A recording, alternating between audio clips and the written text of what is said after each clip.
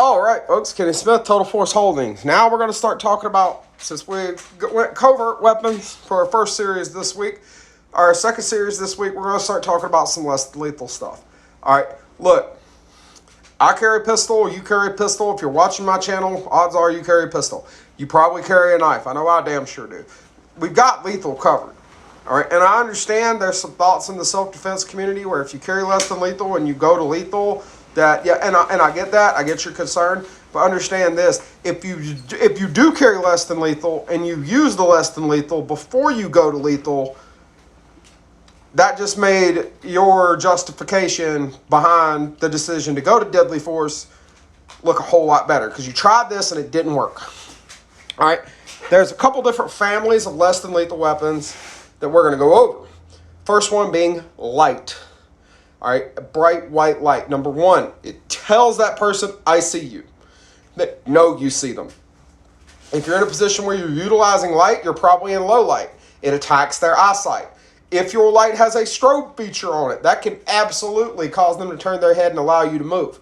All right, am I saying that's all you need to come out ahead? No, that's not what I'm saying at all. But I am saying it's there, and you should understand how to use it.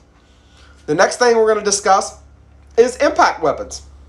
One of which you've seen a bajillion times. It's going to represent the old school. The other two of which, hey, you know what? One's a little bit smaller than the other, but they're very similar.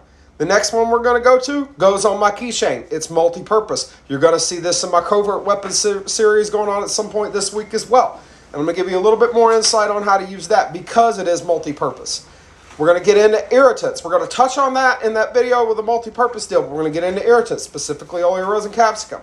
The next thing we're going to get into is the conducted energy weapon, electronic discharge weapon, whatever you want to call it. It's a fucking taser. All right.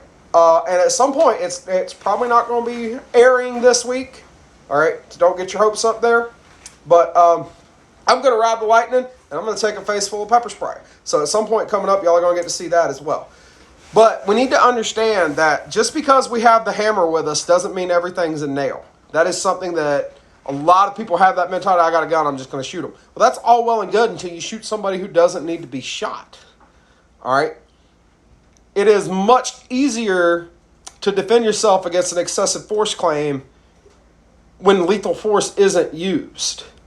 All right? Because it can show a level of restraint. All right? So, I hope y'all join along. Patreon link is going to be down there below. Less than lethal weapons. It's one of those things a lot of people don't think about. All right, it's not sexy, it's not fun, and training with them hurts. That's why people don't like them, but they're important.